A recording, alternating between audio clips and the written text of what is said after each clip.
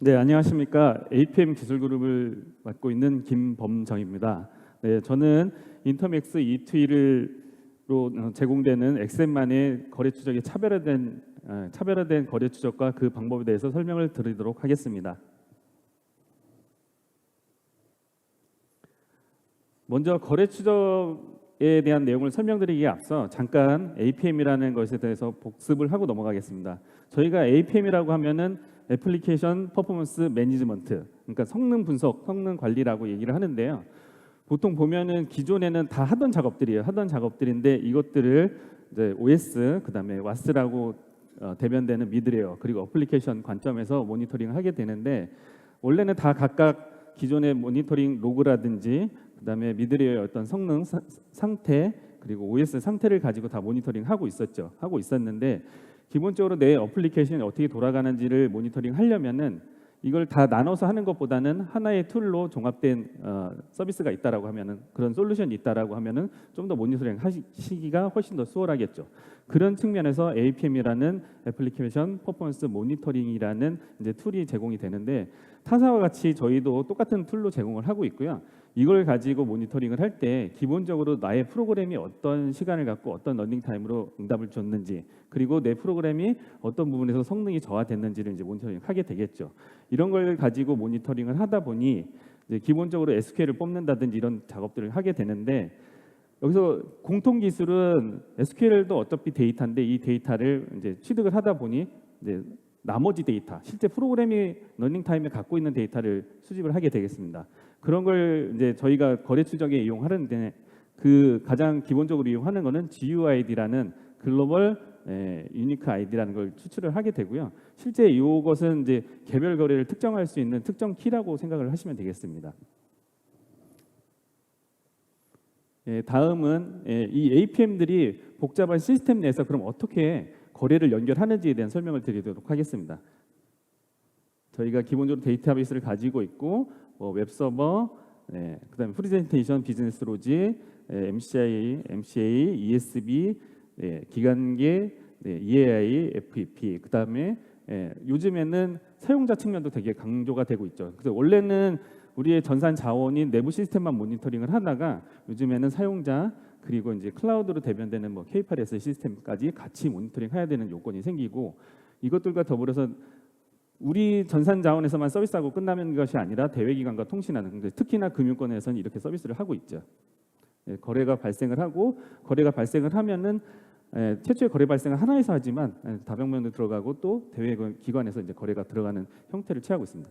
그러면은 얘네들을 다 어떻게 모니터링 할 것이냐? 아까도 말씀드린 것처럼 개별의 APM 성능 툴을 가지고 GUID라는 것을 사용해서 거래를 연결하는 거죠. 근데 기본적으로 각각의 시스템을 구슬이라고 한다면은 GUID는 이제 실에 해당하는 것이어서요. 저희가 실로 구슬을 연결하듯이 GUID를 가지고 거래를 쭉 연결하는 형태를 취하고 있습니다. 이건 이제 택배 시스템을 예를 들었는데, 저희가 택배 시스템을 론칭하는 건 아니고요. 근데 기본적으로 설명을 하다 보면은 저희가 그 배송 조회 같은 것들을 하잖아요. 배송 조회를 하게 되면은 이제 GUID가 배송 아이디를 갖고 하죠. 근데 만약에 이게 퇴근과 집이라고 생각을 하면은, 퇴근하고 집을 하면 보통 많이 하는 게 언제 와, 어디냐, 그리고 왜 안 와, 이렇게 해서 노멀, 워닝, 크리티컬로 이제 관리가 되죠. 이렇게 관리되다 보면은 똑같이 시스템도 와서 그런 것들이 어떻게 어떤 과정을 가지고 어떻게 왔는지, 이거는 이제 실시간으로 파악되는 내용들이고, 이제 파악하고 나서는 그러면은 나의 배송 시스템 중에서 어디가 늦었느냐, 이런 것들을 이제 모니터링 하게 되겠죠. 이제 결과 사후 분석에 해당하는 것인데, 마찬가지로 거래 추적도 우리가 언제 어디서 무엇을 왜 늦게 왔는지, 어디서 성능 누수가 발생하는지를 모니터링 하게 되겠습니다. 그러면은 지금 이제 아까도 말씀드린 것처럼, 아까는 택배 시스템에 물류가 이동을 하지만 지금 보면은 GUID로 대변되는 데이터와 트랜잭션들이 여정이라고 생각하시면 되겠습니다. 그래서 트랜잭션 발생하면은 엔드 유저부터 출발을 해서 대기관까지의 거래를 쭉 연결을 하고요. 연결하고 이 거래를 다 연결하고는 끝나는 것이 아니라 각각의 구간들이 아까 말씀드린 것처럼 언제 어디서 무엇을 왜 안 오고 있는지를 이제 상태로 나타나게 되는 거고, 이런 것들은 다 GUID로 거래를 특정하고 특정한 거래가 어떠한 경로를 통해서 왔는지를 저희가 이제 그래피컬하게 시각화한다든지 이런 걸로 표현해드리고 있습니다. 네, 다음은 저희가 거래 추적하는 거에 어떻게 발전되는지 잠깐 설명을 드리고 실제 거래 추적을 어떻게 남들과 다르게 차별화하는지를 설명을 드리도록 하겠습니다. 네, 기본적으로 과거에는 GUID를 가지고 HTTP나 멀티 GUID, 멀티 GUID도 약간 틀린데 GUID가 한 번 발생을 하면 거래가 바뀌는 게 아니라 중간중간 GUID를 새로 채번할 수가 있어서 그것들을 한꺼번에 연결해서 하는 것도 이제 엑셀만의 좀 특이점이라고 말씀드릴 수 있고요. 네, 요 기간 동안에 그러니까 2019년 이전엔 저런 과정들을 거쳤고 2021년 이후에는 우리가 이제 바라보는 모니터링 시장이 더 많이 바뀌고 고객의 인프라스트럭처도 많많이 바뀌었는데 그렇게 하다 보니까 실제적으로는 자바의 스레드 투 스레드를 연결해야 된다든지 그 외에 뭐 소아 솔루션들과 같이 뭐 EA 솔루션이라든지 이런 것도 같이 연결을 해야 됐었고 그다음에 과거에는 대외 동기 거래에 대해서만 저희가 모니터링을 했었어요. 모니터링 했는데 결국에는 자바의 스레드 투 스레드를 연결하다 할 수 있다 보니까 비동기라든지 그 다음에는 자바의 컨커런트, 자바의 이제 병렬 처리죠. 저희 보면은 보통 그 상품 비교 플랫폼이라든지 아니면은 그 항공사 같은 경우에는 최저가 항공 검색을 하는데 최저가 항공 검색을 항공사에서 직접 하는 게 아니라 외주를 주고 각각의 이제 서비스 벤더들이 이제 하게 됩니다. 그렇게 되면은 항공사 입장에서는 본인들이 맡긴 서비스가 어느 서비스를 통해서 얼마나 빨리 최저가 항공이 검색됐는지도 이제 관심 사항에 대해서 이런 것들 같이 연동한다든지 이런 작업들도 함께 하고 있습니다. 다음은 아까 말씀드린 전사 표준 GUID, 아까 송장으로 대변되는 표준 GUID 거래 추적과 BGUID 거래 추적에 대한 내용을 차별화점으로 말씀을 드리도록 하겠습니다. 먼저 보면은 가장 기본적으로 GUID 구간이 많은 곳은 이제 GUID를 생성하고 또 GUID가 변조되는 구간인 PT/BT, 그다음에 MCA, MCI, ESB 구간에 대해서 예를 들어서 설명을 드리도록 하겠습니다. 이제 기본적으로 GUID가 발생을 하면은 GUID를 수신받는 쪽에서 이렇게 해서 PT/BT와 MCI를 기본적으로 단일 GUID로 연결을 하게 되겠고요. 여기서 발생한 MCI에서 다시 채번을 하게 되면은 거래가 와서 ESB로 오고 다시 회신받은 걸 가지고 이렇게 다시 전송을 해주고 그러면은 다시 받는 쪽에서는 원래 GUID를 복원해서 이제 받는 구조. 이게 이제 기본적으로 멀티 GUID를 이용하는 구조가 되겠는데 그럼 얘네들을 어떻게 연결할 거냐? 원래 GUID를 가지고 연결만 한다면은 다 거래가 끊기고 단편적으로만 보일 것인데 저희가 하는 방법은 거래를 각각의 거래 GUID를 연동을 하고 그네들을 한꺼번에 묶어서 어디 한 구간에서 GUID를 찾는다라고 하면 그 거래는 반드시 찾을 수 있는 구조로 데이터 구조를 가져가고 있고 그렇게 해서 거래 추적을 하고 있습니다. 다음은 기간계와 EI 사이의 이제 거래 추적 방법인데요. 여기 보면은 이제 제목이 BGUID 기간과 대외 거래 기간이라고 했는데 기간계에서 EA로 보통 이제 병렬 처리 아까도 말씀드린 것처럼 자바 스레드 투 스레드라든지 아니면은 병렬 처리하는 구간에서 발생했을 때 이 구간은 보통 GUID가 없어요. GUID가 없어서 이 구간에 대해서 병렬 처리하는 부분들에 대한 스레드에 대한 정보를 확인을 하고 얘네들을 가지고 다시 거래가 있으면은 GUID가 있는 구간은 GUID 있는 상태로 연동을 하게 되겠습니다.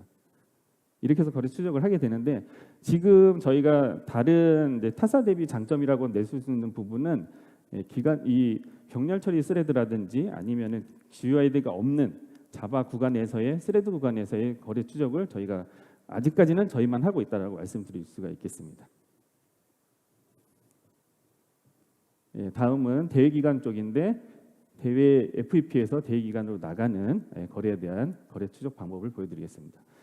보통 이제 거래 추적 솔루션을 쓰고 있고 이제 현재까지 확인된 거는 인젠트나 뭐 크루즈 링크, MC큐브 같은 이제 세 가지 솔루션에 대해서 거래 추적을 하고 있고 기존에 했던 동기화된 대외 거래 말고도 이 설명은 이제 비동기고 거래가 복원되는 케이스에 대해서 설명을 드리고 있고요. 거래가 내부에서 발생을 하게 되면은 대외 기간이니까 대외 기간에서는 전사 표준 GUID는 관심이 없기 때문에 실제 데이터 부분만 전송하게 되어 있습니다. 그러면 대외 기간에서 예를 들어서 금결원에서 받았다라고 한다면은 금결원에서 일정 시간 프로세싱 처리하고 비동기로 대외 인바운드를 통해서 이제 거래가 들어오는 형태가 되겠죠. 이렇게 되면은 사실상 두 개의 거래를 발생하는 거여서 기존까지는 서로 다른 거래로 취급을 했었어요. 서로 다른 거래로 취급을 하고 이제 거래를 연결을 할 수 없는 상태라고 말씀을 드렸었는데 저 위에 세 가지 솔루션에서는 기본적으로 관리를 하고 있는 거를 저희가 내용을 찾았고 그 내용을 가지고 기본적으로 연결을 해드리고 있어요. 물론 저거 외의 케이스도 저희가 분석하고 할 수 있는 시간만 있다라고 하면은 저런 것들은 이제 거래 연결하는 데는 크게 무리가 없어 보입니다. 이제 받아서 첫 번째 케이스는 헤더를 복원하는 케이스. 이 케이스가 가장 쉬운 거죠. 내가 보낸 GUID와 그러니까 수신된 GUID가 복원된 게 같다라고 한다면은 두 개의 거래는 같다라고 이제 판별을 하는 거죠. 또 하나의 케이스는 헤더는 미복원하지만 데이터 식별부를 가지고 이제 거래를 복원하는 케이스가 되겠고요. 이거를 찾는 방법은 최초에 보낼 때 데이터 식별부를 확인합니다. FFP 툴에서 보통 확인을 하고 다시 받을 때 그 키가 같은지를 확인하기 때문에 같은 걸로 이제 거래를 연결할 수 있는 거죠. 요 사이에는 뭐 GUID가 바뀐다든지 UUID로 새로 체본된다든지 이런 형태를 취하고 있습니다. 예, 지금까지 간략하게 저희가 타사와는 다르게 연결하고 있는 거래 추적하고 있는 방법론에 대해서 설명을 드렸고요.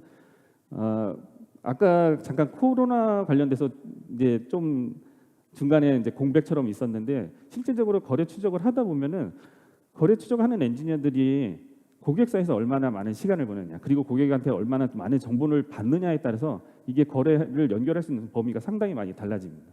그래서 저희가 나가서 뭐 작업을 한다든지 아니면 거래 추적을 해야 된다는 상황이 온다라고 한다면은 서로 많은 정보와 시간을 공유하게 되면은 여러분들이 원하는 거래 추적을 충분히 할 수 있을 거라고 판단을 하겠습니다. 네, 제가 말씀드릴 거는 여기까지입니다. 감사합니다.